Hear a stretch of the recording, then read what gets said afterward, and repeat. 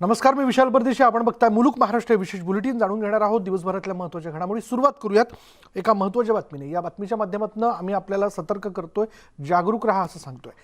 जगात कोरोनाच्या नव्या ओमिक्रॉन व्हेरियंटनं चिंता वाढवली आहे. दक्षिण आफ्रिकेत हा व्हेरियंट आढळलाय आणि त्यातच जगभरात भारतासह अनेक देशांमध्ये पुन्हा कोरोनानं डोकं वर काढलंय. अनेक देशांमध्ये पुन्हा लॉकडाऊन करण्यात आला. युरोपात तर कोरोनाचा विळखा आणखी घट्ट झालाय. जर्मनीत कोरोना रुग्णसंख्या वाढत असल्याने पूर्ण लॉकडाऊन करण्याची तयारी सुरू करण्यात आली आहे. तसंच ऑस्ट्रियामध्ये लॉकडाऊन करण्यात आलाय. नव्या व्हेरियंटचा धोका वाढू नये यासाठी मोठ्या प्रमाणात लसीकरण करण्यात येत आहे. तर युरोपातील स्लोवाकियामध्येही लॉकडाऊन करण्यात आलाय. नव्या व्हेरियंटच्या धास्तीनं सर्वच देशांनी उपाययोजना करायला सुरुवात केली आहे. दक्षिण आफ्रिकेतून येणाऱ्या नागरिकांच्या तपासणीकडे लक्ष दिलं जात आहे. कोरोनाचा धोका कमी होतोय आता तो, आणि तसं दिसत असतानाच आता या नव्या व्हेरियंटनं सगळ्यांचं टेन्शन वाढवलंय.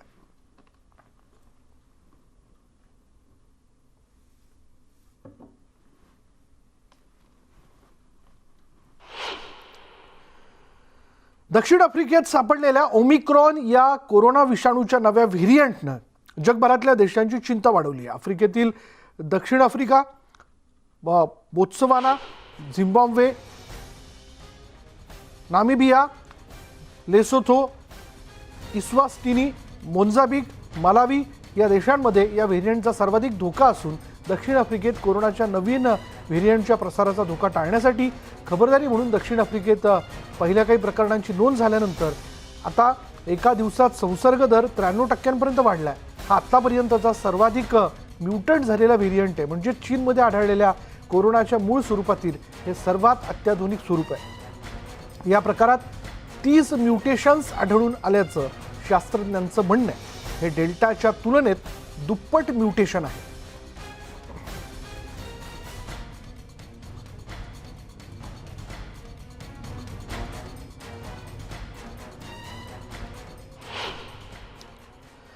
आता कोविड-19च्या या नवीन व्हेरियंटमुळे युरोपियन युनियनने दक्षिण आफ्रिकेतून येणारी उड्डाणं बंद करण्याचा निर्णय घेतला आहे. EU आयोगाच्या अध्यक्षा उर्सुला वॉन डर लेयन यांनी दक्षिण आफ्रिकन प्रदेशातून हवाई प्रवास थांबवण्यासाठीचा प्रस्ताव दिला आहे. जर्मनीतही कोरोनाचे रुग्ण झपाट्याने वाढत आहेत. दुसरीकडे इटलीने गेल्या 14 दिवसात दक्षिण Africa, Lesotho, Botswana, Zimbabwe, Mozambique, Namibia आणि इस्वाटिनी या 7 दक्षिण आफ्रिकन देशांमधून आलेल्या लोकांच्या प्रवेशावर बंदी घातली असून नेदरलँड्स देखील अशाच उपाययोजना आखत आहे. ब्रिटनने दक्षिण आफ्रिका आणि इतर 5 दक्षिण आफ्रिकेतून येणाऱ्या विमानांवरही बंदी घातली. युरोपियन युनियनमधील 27 देश कोरोना विषाणूच्या चौथ्या लाटेने त्रस्त झालेले आहेत. कोरोनाचा संसर्ग रोखण्यासाठी या देशांची सरकार प्रयत्न करत आहेत. त्यात कठोर निर्बंध लादले जात आहेत. आंतरराष्ट्रीय उड्डाणं देखील थांबवण्यात आली.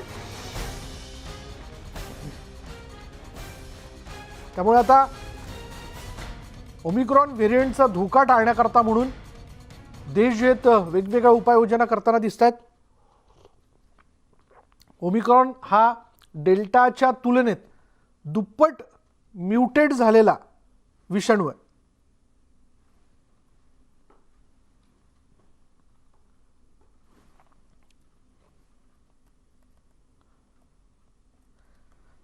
आणि याच विषयी आपण बोलणार आहोत. आपल्याबरोबर आहेत डॉक्टर पल्लवी सापळे. डॉक्टर पल्लवी, ह्या व्हेरियंटकडे आपण कसं बघता? म्हणजे नेमका हा व्हेरियंट आहे तरी काय? हा व्हेरियंटकडे अजूनही आपण थोडंसं तो काय करतो त्याचा परिणाम अजून लक्षात यायचा आहे. पण हा व्हेरियंट थोडा वेगळा आहे.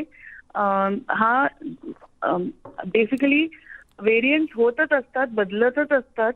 हजारो व्हेरियंट झालेले आहेत. पण ह्याच्याकडे आपण विशेष लक्ष द्यायचं कारण हे आहे की स्पाइक प्रोटीन जे आहे, म्हणजे जे कोरोनाचा तुरा आपल्याला दिसतात अनेक लावलेले, त्याच्यात 30 बदल घडलेत. आणि आपल्याला हे आता सगळ्यांनाच आपण सगळेच कोरोना एक्सपर्ट झाल्यामुळे आपल्याला माहिती आहे की तो जो स्पाइक आहे तोच तुम्हाला कोरोनाला तुमच्या शरीरात प्रवेश द्यायला मदत करतो आणि घट्ट तुमच्या शरीरांचे सेल्सला अटॅच व्हायला मदत करतो. आणि ह्याच्यात जर बदल झाला असेल आणि त्याच्यात काही असे लक्षणीय फरक झाले असतील तर मग कोरोनाची लक्षणं, लोकांना होणारा त्रास हे सगळं वेगळं होऊ शकतं. पण सध्या रुग्णसंख्या खूप मोठी नसल्यामुळे आपल्याला नेमकं काय होतं ते माहित नाही. मृत्यू दर जर कमी राहिला तर घाबरायचं कारण नाही, पण मृत्यू दर जर वाढत असेल किंवा सिरियस रुग्ण, व्हेंटिलेटर लागणारे रुग्ण जर वाढत असतील तर प्रॉब्लेम आहे. एक दिलासाची बाब ह्या ओमिक्रॉन बद्दल ही आहे की अजूनपर्यंत बरेचसे केसेस साऊथ आफ्रिकामधून असं कळलंय. अजून सगळी माहिती नवी मिळते, पण ही माहिती गरजेची आपल्यासाठी की ज्यांच्या दोन्ही लसी नाही झाल्यात यांच्यात ह्या लोकात हे जे व्हेरियंट आहे हे दिसलेलं आहे. त्यामुळे आपल्यासाठी हा धडा घ्यायचा आहे की लसीकरण ज्यांचं राहिलंय त्यांनी लवकरात लवकर आटपून घेतलं पाहिजे. डेल्टाची लक्षणं आणि ओमिक्रॉनची लक्षणं यामध्ये काही फरक दिसून येतोय का? म्हणजे याबद्दल काही माहिती मिळू शकली का आपल्याला? सध्या तरी जी लक्षणं दिसत आहेत त्यात काही फरक दिसत नाहीये. मृत्यू अजूनपर्यंत रिपोर्टेड नाहीये किंवा सिरियस कॉम्प्लिकेशन्स रिपोर्टेड नाहीयेत, पण काही लस घेतलेल्या लोकांना झालंय त्यांच्यात लक्षणं कमी आहेत, एवढं मात्र नक्की. पण संख्या इतकी कमी आहे की मी दिवसागणिक नाही म्हणणार, अक्षरशः तासागणिक आपल्याला कळतंय की आणि देशात देखील हे होतंय. म्हणजे कालपर्यंत 3 देश माहिती होते, आतापर्यंत एका दिवसात 10-12 देशात या केसेस आढळल्या आहेत. त्यामुळे हे लवकर आहे, पण एक चांगली गोष्ट झाली 2 वर्षात आपण हे शिकलोय की फरक लवकर लक्षात येतोय. कोणी गाफील राहणार नाही, त्याप्रमाणे तयारी करताय वैद्यकीय यंत्रणेला. आपल्या सगळ्या प्रेक्षकांना आपल्याला काय अपील करायचं? मी जे आधीपासून म्हणते आणि आपण सगळे 2 वर्षापासून म्हणतोय की कितीही व्हेरियंट झाले आणि काहीही फरक पडला तरी शेवटी कोरोना शरीरात येण्याचा मार्ग हा नाक आणि तोंडच आहे. त्यामुळे हे जे आपण बोलतोय हे जागतिक स्तरावर आहे, एअरपोर्टवर येणाऱ्या लोकांसाठी आहे, पण तुमच्या माझ्यासाठी आत्ताही कोविड अप्रोप्रिएट बिहेवियर आणि लसीकरण ह्याच 2 गोष्टी करायच्या आहेत.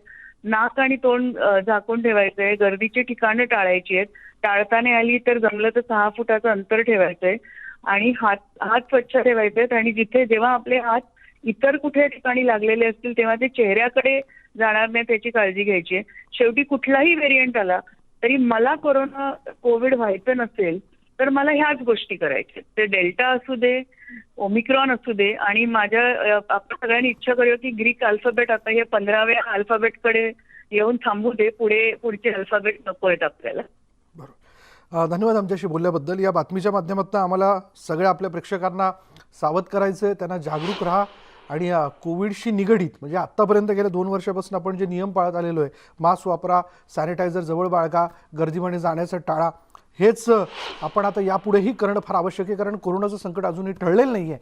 दरम्यान या पार्श्वभूमीवर राज्यात उपाययोजना करायला सुरुवात झाली आहे. कोरोनाचा नवा व्हेरियंट दक्षिण आफ्रिकेत आढळला आहे आणि आपल्या देशात या व्हेरियंटचा अजून एकही रुग्ण आढळून आलेला नाही. मात्र व्हेरियंट फारच धोकादायक असेल तर आफ्रिकेतून महाराष्ट्रात होणारी विमान वाहतूक रद्द करा अशी मागणी केंद्राकडे केल्याची माहिती राज्याचे आरोग्यमंत्री राजेश टोपे यांनी दिली आहे. विमानतळावर कडक तपासणी केली जाते आणि क्वारंटाईन करण्याचा नियम जो आहे तो या ठिकाणी म्हणजे पाळावाच लागणार आहे. दक्षिण आफ्रिकेतून येणारी विमानं बंद करण्यासाठी मुंबई महापालिका आयुक्तांच्या पत्रासह विनंतीपत्र केंद्राला पाठवण्यात आलं असून केंद्राने अभ्यासपूर्ण निर्णय घ्यावा असंही राजेश टोपेंनी म्हटलंय. दरम्यान उद्या याबाबत व्हिडिओ कॉन्फरन्सिंगद्वारे चर्चा होणार असल्याचं उपमुख्यमंत्री अजित पवार यांनी सांगितलंय. मुंबईचे महानगरपालिकेचे आयुक्त आहेत, त्यांनी सुद्धा मला पूर्ण डिटेलमध्ये, ते मुंबईचे असल्यामुळे मला आरोग्यमंत्री या नात्याने कळवलं आहे की आपण साऊथ आफ्रिकेवरच्या येणाऱ्या फ्लाईट्स ह्या थांबवल्या पाहिजेत, परंतु तो अधिकार राज्याचा नाही. त्यामुळे हे आपण केंद्राला विनंती करावी अशा स्वरूपाने त्यांनी मला विनंती केली आणि मी आमच्या डिपार्टमेंटच्या माध्यमातून चीफ सेक्रेटरीच्या वतीनं या सगळ्या ज्या काही बाबी आहेत त्या आम्ही वर कळवलेल्या आहेत. परिस्थिती बरी आहे, पण पातळीवर एक वेगळ्या प्रकारचा व्हायरस हा मोठ्या प्रमाणावर काही देशामध्ये त्याचा फैलाव झालेला आहे आणि त्याच्याबद्दल फार वेगवेगळ्या प्रकारची मतं ही व्यक्त केली जात आहेत.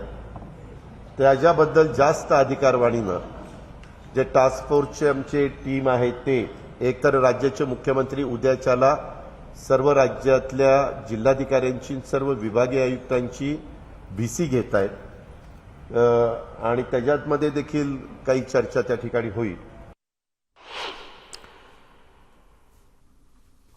देशात आलेल्या नव्या व्हेरियंटची पंतप्रधान नरेंद्र मोदींनी दखल घेतली आहे. परदेशातून येणाऱ्या सगळ्यांवर आता करडी नजर असणार आहे. सर्व आंतरराष्ट्रीय विमानतळांवर कडक तपासणीचे आदेश नरेंद्र मोदींनी दिलेत. तसंच हा नवा धोका निर्माण झाला असून नागरिकांनी आता अधिक काळजी घेण्याचं आवाहन नरेंद्र मोदींनी जनतेला केलं.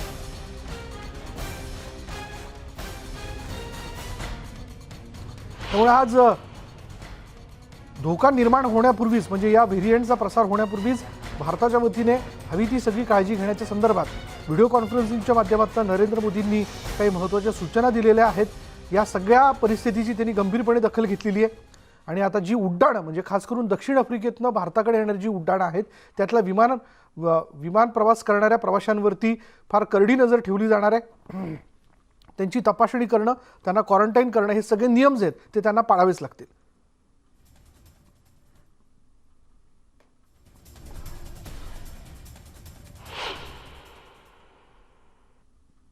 अल्पसंख्याक मंत्री नवाब मलिक यांनी त्यांची हेरगिरी सुरू असल्याचा आरोप केला आणि या प्रकरणी तक्रार करणार असल्याचं त्यांनी सांगितलंय. मलिकांच्या आरोपाचा जो आहे तो प्रवीण दरेकरांनी समाचार घेतला. आपला अनिल देशमुख होईल अशी भीती मलिकांना वाटत असल्याचा टोला दरेकरांनी लगावलाय. विरोधात कुठल्याही डिपार्टमेंटला तक्रारी करणे जातो त्याच्यातला जो समोर बसलेला माणूस आहे स्टेअरिंगवर तो ठिकठिकाणी त्या लोकांनी त्याला पाहिलेला आहे. म्हणजे काय त्यांना करायचं मला माहीत नाही. जर माझ्या बाबतीत कोणाला माहिती अपेक्षित असेल तर मी माझी सगळी माहिती माझ्या घरातली, माझी वडिलांची, आईची, नातूची सगळी द्यायला तयार आहे. पण हे कशासाठी हे मला वाटते हेरगिरी हे योग्य नाही आणि या बाबतीत मी निश्चित रूपाने तक्रार करणार आहे. मला वाटतं त्यांना भीती वाटते की आपला पण अनिल देशमुख होईल. कारण शेवटी आपण काय पेरून ठेवलेलं असतं तो खाई त्याला कवकवे आपल्या मराठीत म्हण आहे ना. मग त्यांना असं वाटतंय की बाबा माझे आता काही जे कारनामे आहेत ते तर या तपास यंत्रणांच्या हाती लागत नाहीत, ते तर शोधत नाहीत ना. कारण काय केलेलं असतं त्यांना माहीत आहे ना. आणि त्याच्यामुळे त्यांना त्या भीतीपोटी उद्या जर झालं असं तर बोलतील मी पहिलं सांगितलं होतं म्हणून कदाचित त्याच्यासाठी ग्राउंड तयार करत असतात.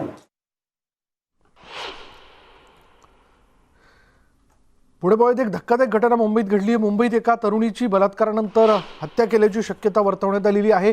मुंबईतल्या कुर्ल्यातील ही घटना आहे. मुलीच्या डोक्यावर शरीरावर गंभीर जखमा आढळल्यात. 25 नोव्हेंबरची घटना असून मृत तरुणीची ओळख पटवण्याचा प्रयत्न सुरू आहे. जर आपण पाहिलं तर ADIL कंपाऊंडमध्ये तरुण आपल्या मित्रासह व्हिडिओ शूट करण्यासाठी गेला असता त्याला तरुणीचा मृतदेह सापडला. त्यानंतर पोलिसांनी गुन्हा दाखल करून आरोपीला पकडण्यासाठी विशेष पथकाची स्थापना केली आहे.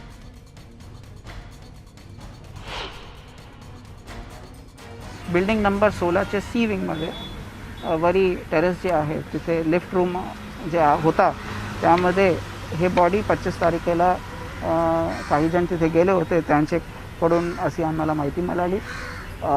ते डिकम्पोज्ड अवस्थेत होती. त्याला आपण लवकर हॉस्पिटल घेऊन गेले. तिथे पोस्टमॉर्टम झाला. पोस्टमॉर्टममध्ये सिद्ध झाला की हे मर्डर आहे आणि murder and there is evidence of sexual assault म्हणून त्यामध्ये 302, 376 IPC खाली हे गुन्हा रजिस्टर केलेला आहे. सध्या जे बॉडी आहे आणि जे विक्टिम आहे त्याची ओळख आतापर्यंत सिद्ध झालेली नाही आहे, कन्फर्म झालेली नाही आहे. त्या अनुषंगाने BB नगर पोलीस स्टेशन व इतर पोलीस स्टेशनचे जे डिटेक्शन टीम्स आहे आणि स्पेशल टीम्स आपण बनवलेल्या आहे जे प्रत्येक पहलूवर आपण त्याची तपास सुरू केलेला आहे. रेप करने के बाद जो लड़की बच सकती है उसका अभी ये लोग मर्डर कर देते हैं, खून कर देते हैं. तो ये एक बहुत गलत ट्रेंड चल रहा है. मुझे लगता है ऐसे हादसे नहीं होना चाहिए. और इसके लिए आज मुंबई जैसे शहर में ये ऐसे हादसे नहीं होते थे, क्योंकि मुंबई में इतनी भीड़ भाड़ है कि किसी लड़की को अकेली ये करना, बलात्कार करना ये पॉसिबल नहीं होता था। लेकिन आजकल ऐसे हादसे की वजह ये चिंताजनक है, लेकिन मुझे लगता है कि पुलिस ये आरोपी को जल्द से जल्द पकड़ेगी और ऐसे गुने न हो, इसलिए भी हमें बहुत प्रयास करने चाहिए। नगर बोगस डिझेल बायोडिझेल प्रकरण जे आहे ते दिलीप सातपुतेला या प्रकरणात जर आपण बघितलं तर अटकपूर्व जामीन जो आहे तो मंजूर करण्यात आला. 8 आरोपींना अटकपूर्व जामीन मंजूर झाला. अहमदनगरमध्ये बोगस बायोडिझेल प्रकरणातला आरोपी शिवसेनेचा माजी शहर प्रमुख दिलीप सातपुते याला अटकपूर्व जामीन मंजूर करण्यात आला. सातपुतेसह 8 जणांना अटकपूर्व जामीन मंजूर झाल्यानं पोलिसांना मोठा झटका बसला. बोलूयात आमचे प्रतिनिधी साहेबराव कोकणे आपल्या बरोबर आहेत. साहेबराव, काय तपशील याबद्दल? विशाल, आज या सगळ्या प्रकरणातील जे प्रकरण पूर्वी एक दाखल झालं होतं, कारण न्यूज ह्या सगळ्या प्रकरणामध्ये अनोळखी इसम दाखवला होता. त्यानंतर काळामध्ये न्यूज 18 लोकमतने हे प्रकरण लावून धरलं होतं आणि त्या काळात म्हणूनच सातपुते जे आहेत ते अहमदनगर एसपी पोलीस अधीक्षक यांनी हे सगळं प्रकरण पुन्हा एकदा उकरून काढलं. त्याच्यामध्ये जवळपास 22 आरोपी याच्यामध्ये निष्पन्न झाले होते.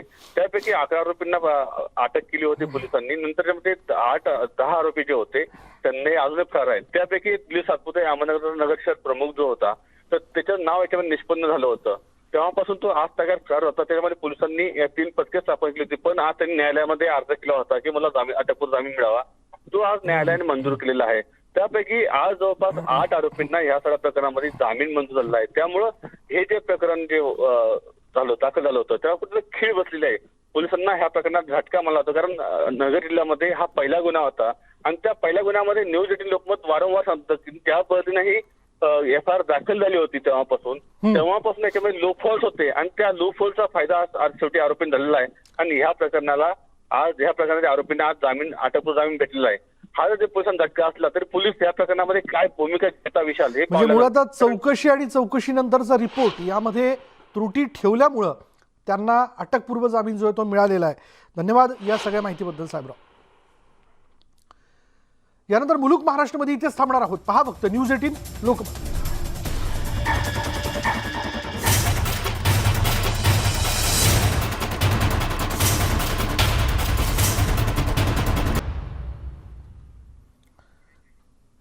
या चर्चेमध्ये पहिला प्रश्न विचारण्याकरता मी थेट जातोय. आपल्याबरोबर आहे कामगार संघटनेचे प्रादेशिक सचिव प्रमोद भालेकर, जे खरं तर कृती समितीत देखील आहेत आणि त्यांना मला पहिला प्रश्न असं विचारायचा आहे. प्रमोद भालेकरजी, मला एक कळत नाही आहे, म्हणजे वारंवार आपण देखील कामगारांना म्हणजे सूचना करताय, आवाहन करताय, असं असतानाही न्यायालयीन लढाई रस्त्यावरती का लढतायत अजूनही काही कामगार? नेमकं कारण काय? न्यायालयीन लढाई रस्त्यावरती लढण्यामागचं कारण असं आहे की वस्तुस्थिती कामगारांपर्यंत पोहोचवलीच जात नाही. न्यायालयात काय चाललंय आणि रस्त्यावरती काय समजतंय या संभ्रमावस्थेमुळे कर्मचारी एक वेगळ्या मृगजळाच्या मागे धावतायत. बर, आपल्याला जर हे समजून घ्यायचं असेल तर न्यायालयीन लढाई 3 तारीख पासून सुरू झाली. 3 तारखेला पहिले हायकोर्टाने हा कामगारांना कामावर जाण्याबाबत त्या ठिकाणी निर्देश दिले.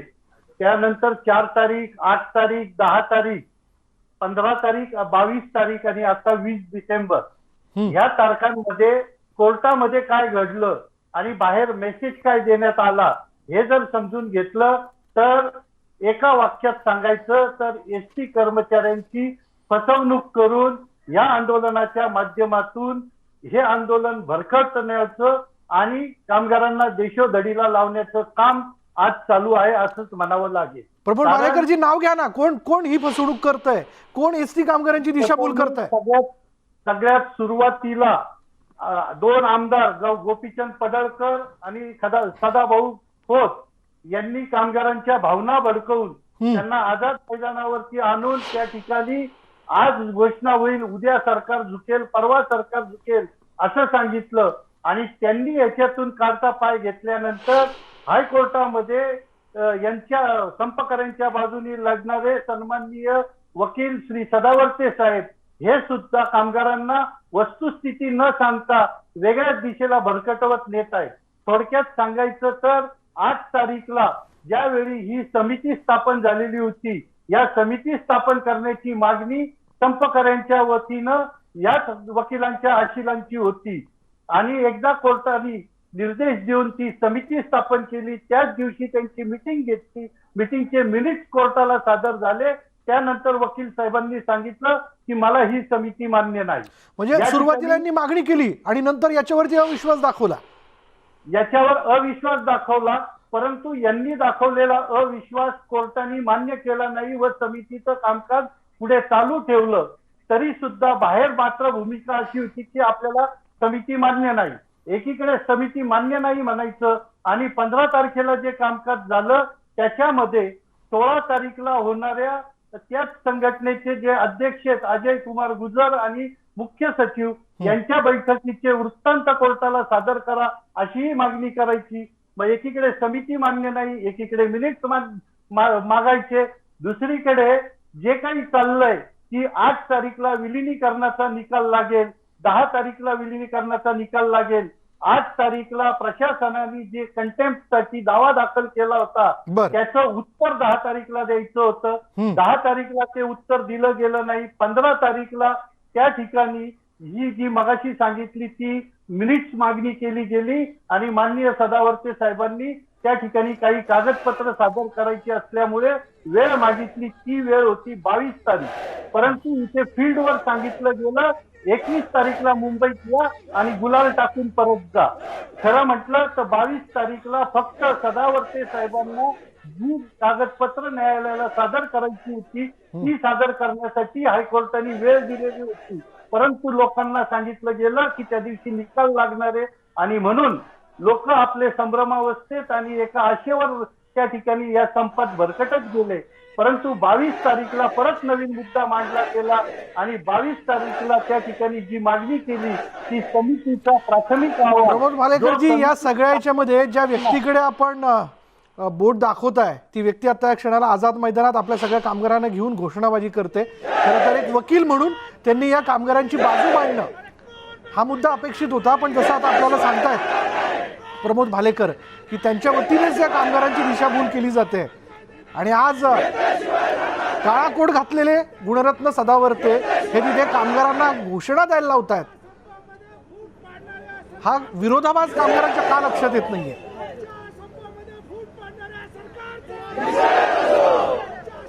ही दृश्य आपण बघतोय. या दृश्यांमध्ये आपण पाहतोय की संपामध्ये फूट पाडणाऱ्यांचा निषेध व्यक्त केला जातोय घोषणांच्या माध्यमातून.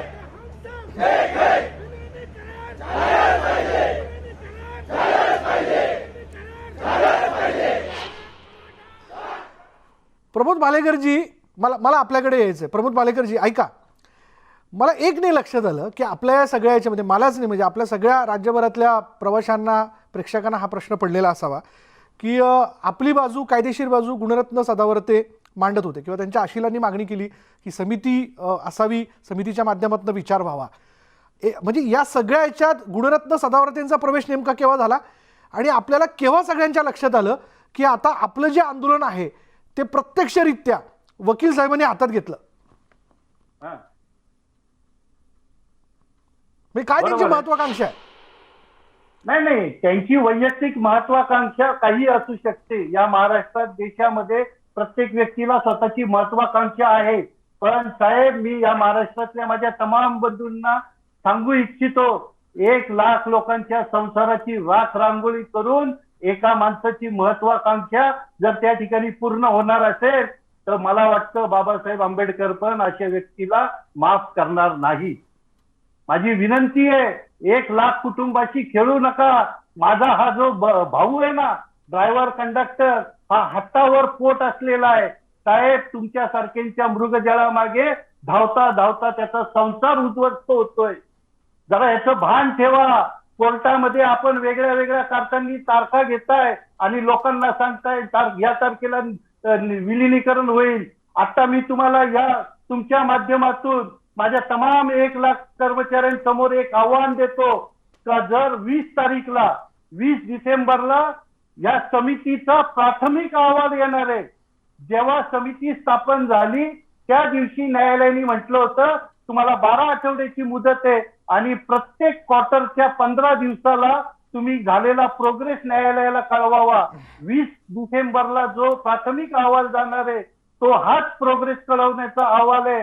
परंतु लोकांना सांगितलं जातंय 20 तारीख पर्यंत संप चालू ठेवा, निकाल आपल्या बाजूने लागणार आहे. साहेब, न्यायालयामध्ये प्राथमिक अहवालावर कुठलाही निकाल न्यायालय देत नाही. जो काही निकालाची दिशा ठरणार आहे ती 12 आठवड्यानंतर ठरणार आहे. आणि कुठल्याही न्यायालयाला एखाद्या संस्थेवर हजारो कोटीचं बर्डन पडणार असेल तर अशा मॅटरमध्ये डायरेक्शन की तुम्ही विलिनीकरण करा किंवा विलिनीकरण करू नका असा आदेश देण्याचा अधिकार नाही. न्यायालय काही गाईडलाईन्स देईल की या आणि मग त्यानंतर पुढली सगळी प्रक्रिया सुरू होईल. मी आपल्याला जरा थांबवतोय. आपल्याबरोबर विधान परिषदेचे विरोधी पक्षनेते प्रवीण दरेकर देखील आहेत. प्रमोदजी, आपण त्यांना प्रश्न विचारूयात. प्रवीण दरेकरजी, खरं तर या समितीची मागणी खुद्द गुणरत्न सदावर्ते यांच्या आशिलांनीच केली होती, त्यांनीच केली होती. तेच समितीवरती अविश्वास दाखवत आहेत आणि आता कामगार संघटनेच्या प्रतिनिधींकडून असा आरोप केला जातोय की या कामगारांची दिशाभूल देखील तेच करतायत. खरं तर विलिनीकरण ही प्रक्रिया सोपी नाही, अहवाल आल्यानंतरच ती सुरू होऊ शकते. हे देखील त्या कामगारांना समजवायला तयार नाही. मग या आंदोलनाची दिशाभूल होते का? आंदोलनाला समर्थन केलं, पाठबळ दिलं, त्याही वेळेला आम्ही चिथावणी देतोय असं त्या ठिकाणी बोललं गेलं.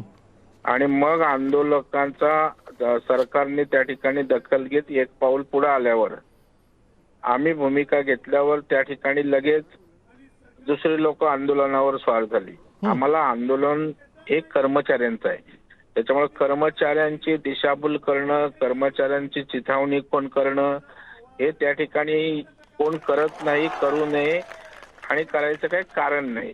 हे आंदोलन कर्मचाऱ्यांचं आहे. जो काही करायचं आहे ते कर्मचारी करणार आहेत. मी आता त्या ठिकाणी 2-3 एसटी डेपोना भेट दिली. 40गाव असेल, नंदुरबार, शहादा, मी दौऱ्यावर असताना, आणि त्यांना आम्ही सांगितलं की आंदोलन हे तुमचं आहे आणि तुम्ही जोपर्यंत त्या ठिकाणी आंदोलन एकीनं लढाल तोपर्यंत आमचं तुम्हाला जसं पाठबळ होतं तसं पाठबळ आहे. आम्ही त्या ठिकाणी आझाद मैदानावरून पडळकर आणि त्या ठिकाणी गेलेले आहेत आणि आमची भूमिका अशी होती की बाबा एक टप्पा, एक पाऊल पुढे सरकारने दाखवलंय, तर पहिला टप्पा आपण यशस्वी झालाय, त्याच्यात काही दुरुस्त्या असतील त्या आपण मागू आणि विलिनीकरणाच्या मागणीवर पुन्हा आपण लढूया. परंतु आज कर्मचारी सगळ्या आंदोलनावर ठाम आहेत आणि त्याच्यामुळे कर्मचाऱ्यांचं आंदोलन असल्या कारणानं त्या आंदोलनाला त्या ठिकाणी आम्ही पाठबळ देतो, त्यांच्या सोबत आहोत. नाही, पण प्रवीण दरेकरजी, मला तेच विचारायचं आहे ना, शेवटी कोणीतरी यामध्ये त्यांना सांगत असेल, मार्गदर्शन करत असेल, म्हणून तर हे आंदोलन ताणलं जातंय, असं नाही वाटत तुम्हाला?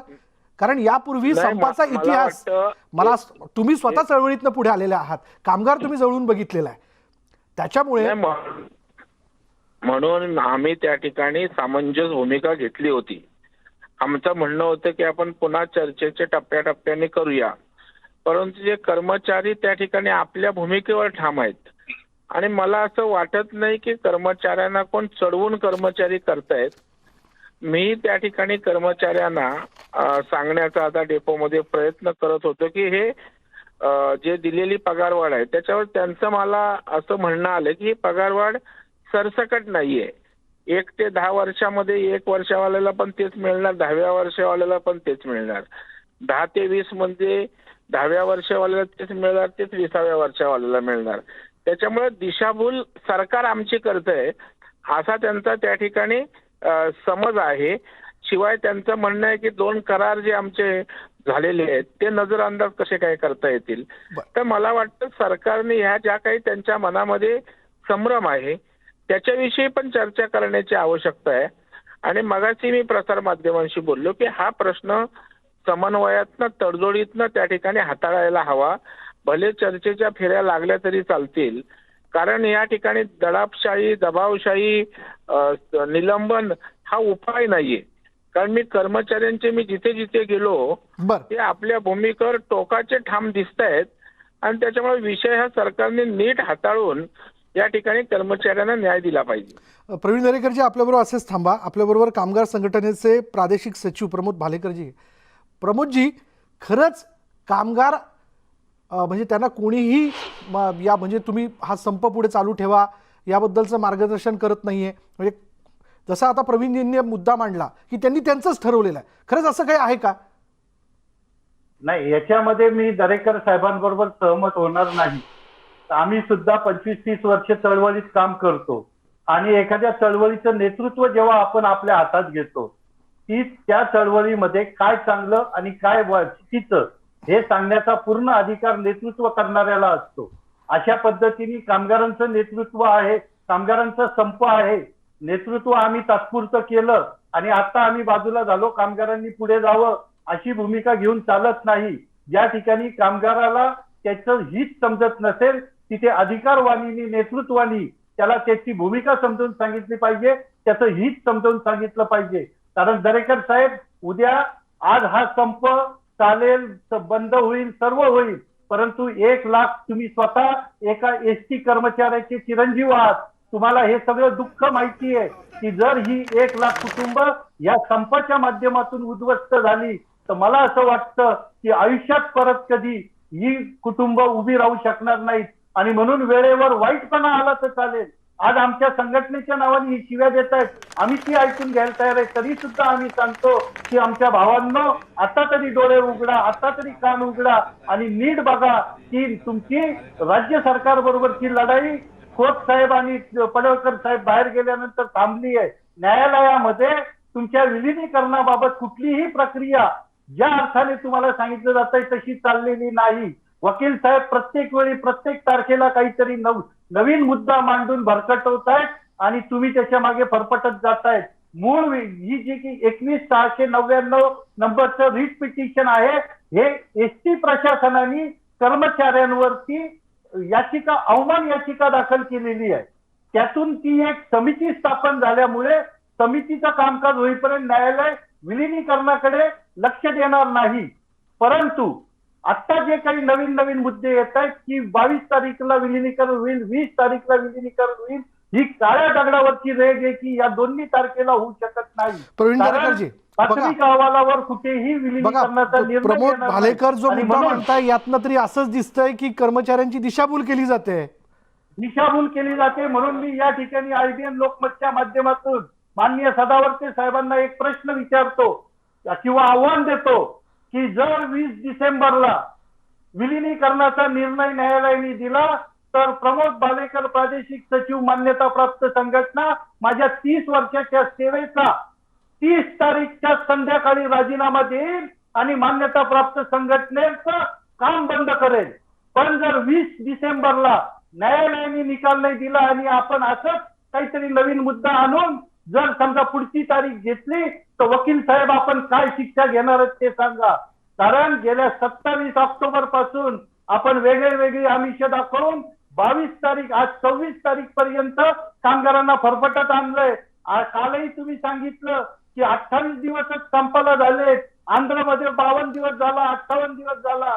म्हणजे तुम्ही हा संप 58 दिवसापर्यंत पण खेचणार आणि 58 दिवसानंतर पुढची मला जाता अगदी थोडक्यात प्रवीण दरेकरांकडनं जाणून घ्यायचंय. प्रवीण दरेकर, आता सगळ्याच्यात सगळे मुद्दे आपल्या लक्षात मला येतात. वाटतं प्रमोद भालेकर की कुठल्या संघटनेचे सचिव आहेत मला माहित नाही, कारण अनेक संघटना या ठिकाणी आहेत एसटीच्या. परंतु एक गोष्ट त्यांनी कबूल करा ना, एसटी कुठल्याही कर्मचारी संघटनेला कर्मचाऱ्यांनी आंदोलन करताना विश्वासात घेतलं नाही, नेतृत्व दिलं नाही.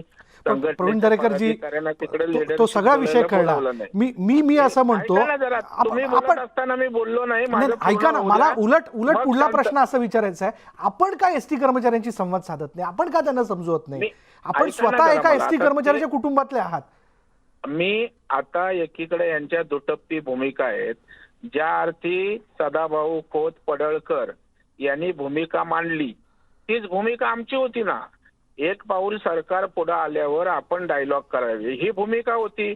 आता ते प्रमोद बोलतात अर्धवट सोडून गेले, म्हणजे दोन्हीकडून बोलायचं. परंतु आता जर कर्मचारी ऐकतच नसतील मग तुम्ही कर्मचारी संघटना काय करताय? तुम्ही संवाद नाही डेपोट जाऊन साधू शकत? तुम्ही पावत्या फाडताना फिरताना कर्मचाऱ्यांच्या मागे. आता का नाही कर्मचाऱ्यांची संवाद? होणार नाही एवढं जेवढं ठासून सांगताय ना. मीटिंग झाली नंतर काय जादू फिर. बर आपल्या दोघांचे मुद्दे लक्षात आले. माफ करा, माझ्याकडचा वेळ संपलेला आहे. धन्यवाद आपल्या दोघांचे या चर्चेत आपले मुद्दे मांडल्याबद्दल. मला या ठिकाणी एक वाक्य आठवतं की 1972ला गिरणी कामगारांचा संप जो तो सुरू झाला, जो आज तागायत अधिकृतरित्या मिटलेला नाहीये. शेवटी संपातलं तंत्र, ह्या सगळ्या गोष्टी ज्या आहेत त्याचे पूर्वानुभव आपल्याला सगळ्यांना अवगत आहेत. धीरोदत्त नायकाप्रमाणे निघालेला हा गिरणी कामगार आज देखील आपण बघितलं तर अधिकृतरित्या हा संप न मिटल्यामुळे त्याच्या पोटातली आग वाढलेली आहे, पण काय म्हणूयात की त्याचं पुढलं भवितव्य काही राहिलं नाही. असं होतं कामा नये. म्हणजे असं म्हटलं जातं की हा संप जो आहे तो गिरणी कामगारांच्या संपासारखा ठरू नये. त्यामुळे या सगळ्याच्या सामंजस्याने भूमिका घेऊन एस टी कामगारांनी चर्चा करून त्यातल्या सगळ्या गोष्टी समजून घेऊन पुढली वाटचाल करणं फार आवश्यक ठरणार आहे. त्यानंतर इथेच थांबूयात. पहा फक्त न्यूज 18 लोकमत.